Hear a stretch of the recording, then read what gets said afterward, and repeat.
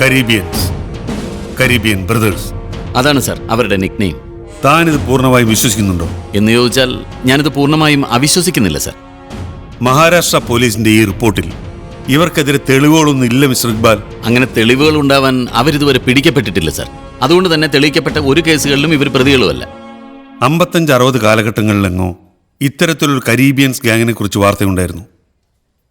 ആ ഗാങ് ഇപ്പോഴുള്ളതായി മഹാരാഷ്ട്ര പോലീസിന്റെ കയ്യിൽ എന്തെങ്കിലും എവിഡൻസ്? സർ, ആ റിപ്പോർട്ട് മുഴുവൻ നോക്കിയില്ല. Then what else? ബോംബെയുടെ ഔട്ട്സ്കട്ട്സായ വാസായി ഗാവിൽ നിന്നും ബോട്ടിൽ പട്ടണത്തിലെത്തി കൊള്ളയും ക്രിമിനലിസവും നടത്തി മുങ്ങിയിരുന്ന ഒരു സംഘം കറുത്ത ചെറുപ്പക്കാരുണ്ടായിരുന്നു. അവരാണ് ഒരു കാലത്ത് വാർത്തകളിൽ നിറഞ്ഞു നിന്നിരുന്ന കരീബിയൻ ഗാങ്. ഈ ഗാങ്ങും അവരും തമ്മിൽ പ്രത്യക്ഷത്തിൽ ബന്ധമൊന്നുമില്ല. കൊല്ലത്തിനടുത്ത് തങ്കശ്ശേരിയിലെ ആംഗ്ലോ ഇന്ത്യൻ ഫാമിലിയിൽപ്പെട്ട ഒരു കപ്പൽ ജീവനക്കാരനായിരുന്നു ഇവരുടെ അച്ഛൻ. ബോംബെയിലെ ഈ ഗാങ്ങുമായി നടന്നൊരു ഏറ്റുമുട്ടൽപ്പെട്ട് അയാൾ കൊല്ലപ്പെട്ടു എന്ന് മാത്രമേ നമുക്ക് റിപ്പോർട്ട് കിട്ടിയിട്ടുള്ളൂ. അവരോട് പ്രതികാരം ചെയ്യാൻ വളർന്നപ്പോൾ അതേ പേരിൽ ഇവർ ഇറങ്ങിത്തിരിച്ചെന്നാണോ താൻ പറയുന്നത്? നോ സർ, അങ്ങനെ ഒരു ബാക്ക് ഹിസ്റ്ററി അല്ല ഇവരുടേത്. ഇവർക്ക് 10-12 വയസ്സ് പ്രായമുള്ളപ്പോൾ ഇവരുടെ അമ്മ ലിവർ സിറോസിസ് വന്ന് മരിച്ചു. അതിനുശേഷം 6 മാസം കരയിലും 6 മാസം കടലിലും ജീവിക്കുന്ന കപ്പൽ ജീവനക്കാരുടെ ക്യാമ്പായ സീമൻ ഹോസ്റ്റലിലെ തൻ്റെ അച്ഛൻ്റെ സുഹൃത്തുക്കൾ ഇവരെ എടുത്ത് വളർത്തി. ഷാർപ്പ് ആൻഡ് ക്രൂക്കറ്റ് മൈൻഡഡായ അവരോടൊപ്പമുള്ള ജീവിതമാണ് ഇവരെ എന്തിനും പോന്നവരാക്കിയത്. ഏതോ ഒരു കാലഘട്ടത്തിൽ ഇവർ ബോംബെയിൽ നിന്നും അബ്സ്കോണ്ടിങ് ആയി. പിന്നീട് ഇവരുടെ താവളം മലേഷ്യയായിരുന്നു. കുറച്ചുകൂടെ വളക്കൂറുള്ള മണ്ണ്. യെസ്, എല്ലാത്തരം കളികൾക്കും ലോകത്തിന്റെ ഏത് ഭാഗത്തുമുള്ള ആർക്കും ഉപയോഗിക്കാൻ കഴിയുന്ന ഒരേ ഒരു സ്ഥലം കരീബിയൻ ബ്രദേഴ്സ്. ആരുടെ പഞ്ചേന്ദ്രിയങ്ങളെയും വെട്ടിച്ച് എളുപ്പത്തിൽ അപ്രത്യക്ഷരാകാൻ കഴിവുള്ള criminal twins. It's terribly surprising. Basically ചാൾസിനേക്കാൾ അപകടകാരിയും ക്രൂക്കഡുമാണ് Charlie. They are very closely attached. അധികം പിരിഞ്ഞിരിക്കാൻ ഇവർക്കാവില്ല. ഏതൊരു ഓപ്പറേഷനിലും ഇവർ ഒരുമിച്ചുണ്ടാവും. അതുകൊണ്ടാണ് മിനിസ്റ്ററുടെ വീട്ടിൽ രണ്ടാമതൊരാൾ അതേ ഗെറ്റപ്പിൽ വന്നിട്ടുണ്ടെങ്കിൽ അത് ചാർലി അല്ലാതെ മറ്റാരും ആവില്ലെന്ന് ഞാൻ സംശയിച്ചത്. But their motive? ഒന്നുകിൽ ഒരു പൊളിറ്റിക്കൽ അസാസിനേഷൻ, അതല്ലെങ്കിൽ ഈ നാടിന് നടക്കുന്ന മറ്റെന്തെങ്കിലും ഓപ്പറേഷൻ. അതായിരിക്കണം അവരുടെ ലക്ഷ്യം. We have to find it out. എങ്കിലും ഒരു നിമിഷം പോലും ഇനി നീട്ടാനാവില്ല. ഈ രാജ്യത്തിന്റെ ഏത് കോണിലാണെങ്കിലും അവനെ ഉടനെ പിടിക്കണം. സർ, അത് നോ നോ നോ, ഇനി ഒരു വിശദീകരണവും കേട്ട് തല കുലുക്കാൻ എനിക്കാവില്ല. Sir please, on what charges we will arrest them? അവർക്കെതിരെ ഇവിടെ ആരും പരാതിപ്പെട്ടിട്ടില്ല. അവരുടെ പേരിൽ ഒരു ക്രൈമും ഇല്ല. See, what rubbish are you talking, Mr. Iqbal? സാക്ഷാൽ ഹോം മിനിസ്റ്ററായ ആൾമാറാട്ടം നടത്തിയത് ഒഫൻസ് അല്ലേ? അത് ഹോം മിനിസ്റ്റർ തന്നെ ആയിരുന്നു എന്ന് ഹോം മിനിസ്റ്റർ തന്നെ പബ്ലിക്കായിട്ട് സമ്മതിച്ചതല്ലേ? പിന്നെ വേണമെങ്കിൽ നാടിന്റെ മുക്കും മൂലയും ഞാൻ അരിച്ചു പെറുക്കാം, തോക്കുമായിട്ട് കടന്നു ചെല്ലാം. പക്ഷെ ജീവനോട് അവനെ പിടിക്കാനാവില്ല. അതിന് തെളിവാണ് Charles. Then how can you reach? ഏത് സിംഹത്തെയും ജീവനോടെ പിടികൂടണമെങ്കിൽ കെണി ഒരുക്കുക തന്നെ വേണം. So give me time. ആത്മഹത്യ ചെയ്യാൻ പോലും സമയം കൊടുക്കാതെ പൂട്ട് ഞാൻ അവനെയോ അവൻ്റെ കോക്സിനെയും, ഐ മീൻ അവൻ്റെ അമരക്കാരനെ. മിസ്സി രാവിലെ 20 ലിറ്റർ 20 രൂപയ്ക്ക് പെട്രോൾ അടിച്ചതാണല്ലോ. പിന്നെന്ത് പറ്റി? ഇത് വൈകുണ്ഠനാഥനല്ല, വഴി കിടക്കുന്ന അടിച്ചടിച്ച്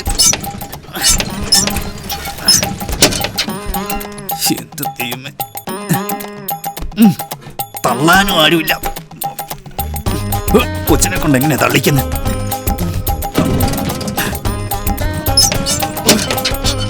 നല്ല എക്സസൈസ്. ദൈവമേ, കൈ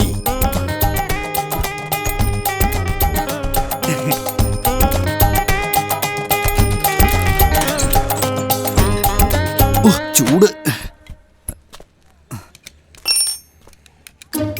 വഴിയിൽ ഇങ്ങനെ കിടക്കാറുള്ളതല്ല കേട്ടോ. ഇപ്പൊ ശരിയാക്കി തരാവേ.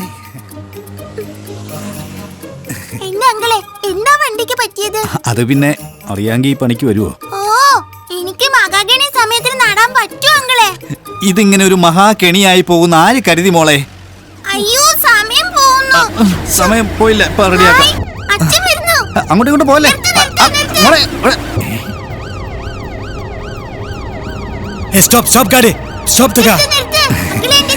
ചെടി ഇപ്പൊ എടുത്തു തരാം.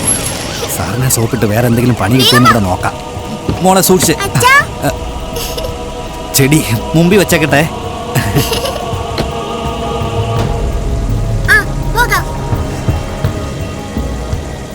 നമുക്ക് ശ്വസിക്കാൻ പ്രാണവായു തരുന്നത് മരങ്ങളും വൃക്ഷലതാദികളുമാണ്. നാം ചവിട്ടിമെതിച്ചു പോകുന്ന പുൽച്ചെടികൾ പോലും ആ ധർമ്മം പാലിക്കുന്നു. എന്നിട്ടും രാജ്യദ്രോഹികളും കാട്ടുകള്ളന്മാരും അത് വെട്ടി നശിപ്പിക്കുന്നു. അതുകൊണ്ട് നമുക്കിവിടെ ഒരു പ്രതിജ്ഞ എടുക്കാം. എന്റെ കൈകൊണ്ടൊരു മരം, ജീവന്റെ മരം, ജീവന്റെ തണൽ, ജീവന്റെ വെളിച്ചം.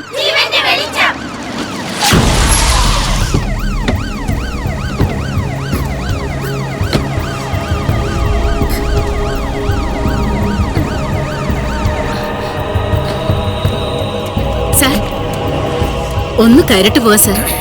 അല്ല അത് പിന്നെ മോളെ കൊണ്ടുവിടാനാണെങ്കിലും ഇതുവഴി വന്നതല്ലേ.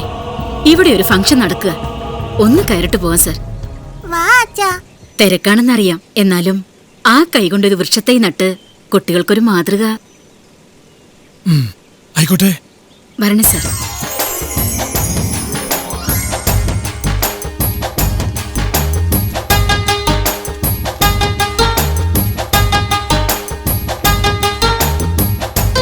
തീരെ പ്രതീക്ഷിക്കാതെയാണെങ്കിലും നല്ലൊരു അതിഥിയാണ് നമുക്ക് കിട്ടിയിരിക്കുന്നത്.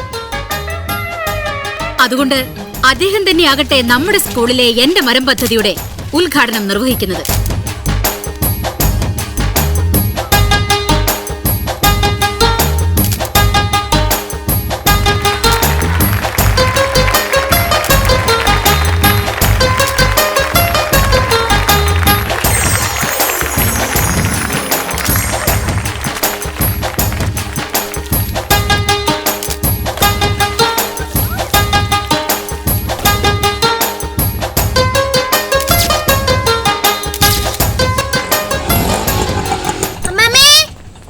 മോളെ ബാഗ് ഇത് കണ്ട മാമനാ സ്കൂളിൽ പോകുന്നത്. നിക്ക് മോളെ.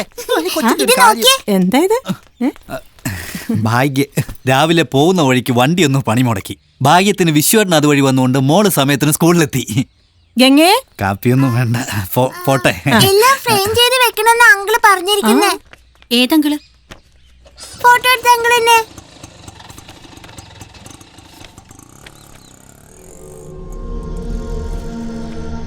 നന്നായിരിക്കണല്ലേ? ഈ ഫോട്ടോ നമുക്ക് ഷോക്കേസിൽ വെക്കാല്ലേ? അച്ഛന്റെ കൂടെ അമ്മയ്ക്കും വരായിരുന്നില്ലേ മോളുടെ സ്കൂളില്?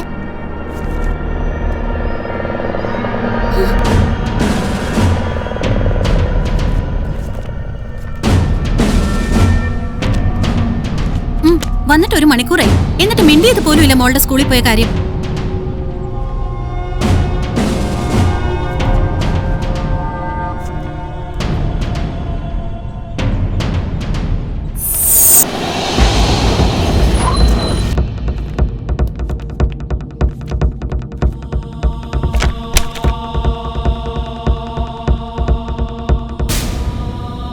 ഞാനൊരു വിഡ്ഢിയല്ല. എന്നെ വിഡ്ഢിയാക്കാൻ ശ്രമിക്കരുത് നീ. സർ, ഞാൻ നോ, എനിക്കൊന്നും കേൾക്കണ്ട. നീ പറഞ്ഞതാണ് ഞാൻ വിശ്വസിച്ചത്. പറയ്, ഇതെങ്ങനെ സംഭവിച്ചു? എനിക്കറിയില്ല. ഞാൻ ഇവനെനിക്ക് കാണണമെന്ന് പറഞ്ഞപ്പോ നീ എന്നെ തടഞ്ഞു. ഞാൻ സംശയിക്കുന്നു ഇപ്പൊ നിന്നെ പോലും. അല്ലെങ്കിൽ മരണത്തോട് മല്ലടിച്ച് ഹോസ്പിറ്റലിൽ കഴിയുന്ന ഇവൻ എങ്ങനെ എത്തി സ്കൂൾ മുറ്റത്ത്? എന്റെ മോൾക്ക് പോലും സംശയം തോന്നാത്ത വിധത്തിൽ. സർ, എന്റെ രക്തമായാലും ശത്രുവായാലും എനിക്ക് കിട്ടണം അവനെ. അവന്റെ ചരിത്രവും ലക്ഷ്യവും അവന്റെ നാക്കിൽ നിന്ന് തന്നെ കേൾക്കണം. Yes, they have A history. സ്വന്തം നേട്ടങ്ങൾക്ക് വേണ്ടി എന്തും ചെയ്യാൻ മടിക്കാത്തവരുടെയും അധോലോക പ്രഭുക്കന്മാരുടെയും ഇടംകൈയും വലംകൈയുമായ കരീബിയൻ ബ്രദേഴ്സ് എന്നറിയപ്പെടുന്ന മലേഷ്യൻ ബേസ്ഡ് ട്വിൻസ് ആണിവർ. ഇല്ല, എനിക്ക് വിശ്വസിക്കാനാകുന്നില്ല. എന്നെ പോലെ ഇത്ര കൃത്യമായിട്ട് രണ്ടുപേർ. അത് ബ്രഹ്മാവിനോട് തന്നെ ചോദിക്കണം. ഒരാളെ പോലെ മുടിയിഴയ്ക്ക് പോലും വ്യത്യാസമില്ലാതെ 7 പേരെങ്കിലും ഉണ്ടെന്നാണ് കണക്ക്. സദ്ദാം ഹുസൈന്റെ വാഹന വ്യൂഹത്തിൽ പലപ്പോഴും ആദ്യം വന്നിറങ്ങിയിരുന്നത് സദ്ദാം ആയിരുന്നില്ല. പിടിക്കപ്പെട്ടത് സദ്ദാം തന്നെയാണെന്ന് തീർച്ചപ്പെടുത്താൻ ലോക പോലീസിന് പോലും DNA ടെസ്റ്റ് വരെ നടത്തേണ്ടി വന്നു. ഇനി വേണോ എത്ര പേരുടെ കണക്കുകൾ? ഏതായാലും ഒന്ന് നമുക്ക് ഉറപ്പിക്കാം, ചാൾസിന്റെ മറുപകുതി ഇവിടെ തന്നെയുണ്ട്. ഇത്രയും ദൂരം അവൻ എത്താൻ കഴിഞ്ഞെങ്കിൽ, മന്ത്രിയുടെ കുഞ്ഞിനെ കയ്യിൽ കിട്ടിയിട്ടും അത് വെച്ച് അവനൊരു വിലപേശൽ നടത്തിയില്ലെങ്കിൽ, അവന്റെ ലക്ഷ്യം മറ്റെന്തോ ആണ്. ഒന്ന് ഞാൻ ഉറപ്പു തരാം, കണ്ടുപിടിക്കും ഞാൻ അവനെയും.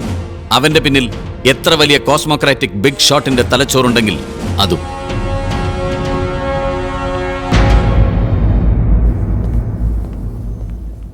Good afternoon doctor. Good afternoon. എങ്ങനെയുണ്ട് ഞാൻ കൊണ്ടുവന്ന പേഷ്യന്റിന്? Sorry sir, no hope. വെന്റിലേറ്ററിൽ തന്നെയാണ് ഇപ്പോഴും. എനിക്ക് അയാളോടൊന്ന് സംസാരിക്കാമോ? ഓ ഷുവർ, പക്ഷെ ഇങ്ങോട്ടൊന്നും പ്രതീക്ഷിക്കരുത്. വൈ? ഈ ജന്മത്തിലെ അയാളുടെ സംസാരമെല്ലാം കഴിഞ്ഞിരിക്കുന്നു. He's in comma stage. മരണം വരെ ഇനി ആ നാവും ശരീരവും ചലിക്കില്ല.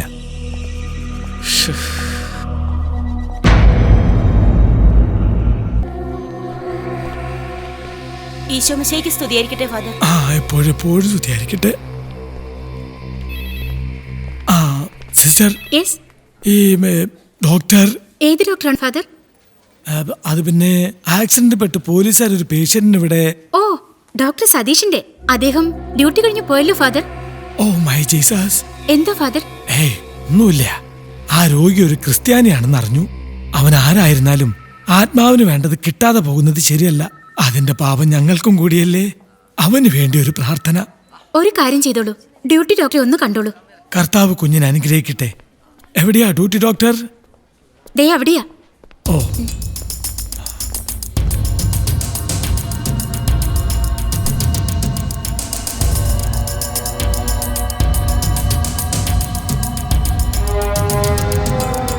Excuse me.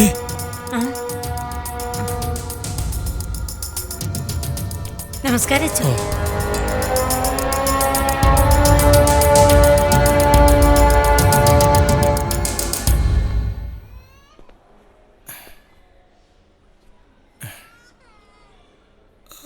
Charles, Charles